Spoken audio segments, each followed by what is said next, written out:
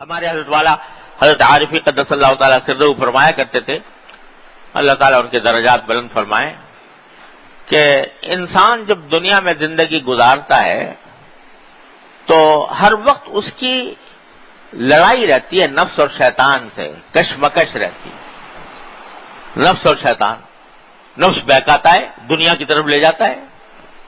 اور گناہوں کی طرف لے جاتا ہے، معصیتوں کی طرف لے جاتا ہے۔ شیطان الگ، دو دشمن ہیں انسان کے، ایک شیطان اور ایک خود اس کا اپنا نفس، جو اس کو گناہوں کی طرف لے جاتا ہے، گناہوں کی خواہش پیدا کرتا ہے، گناہوں کی امنگ پیدا کرتا ہے،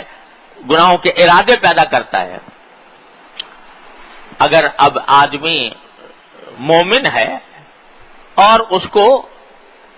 اللہ تبارک و تعالیٰ کے سامنے حاضر ہونے کا، آخرت کا کچھ احساس ہے،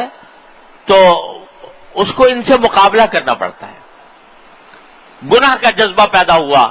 فلاں گناہ کر لوں، سامنے ایک منظر نظر آیا، گناہ کا منظر ہے، دل چاہ رہا ہے، مچل رہا ہے کہ اس کو دیکھ لوں، یا فلاں لذت حاصل کر لوں، اس کے لیے دل مچل رہا ہے، نفس آمادہ کر رہا ہے۔ اب اس سے لڑنا پڑتا ہے کہ نہیں، کچھ بھی ہو، دل چاہے یا مچلے یا کیسے بھی ارادے پیدا ہو، نہیں کروں گا، یہ گناہ کا کام نہیں کروں گا۔ یہ لڑائی نفس اور شیطان سے انسان کی جو باضمیر ہے، جس کو ذرا بھی ایمان کا احساس ہے، اللہ تعالیٰ کے سامنے جوابدہی کا احساس ہے، اس کے دل میں یہ لڑائی تو ہوگی۔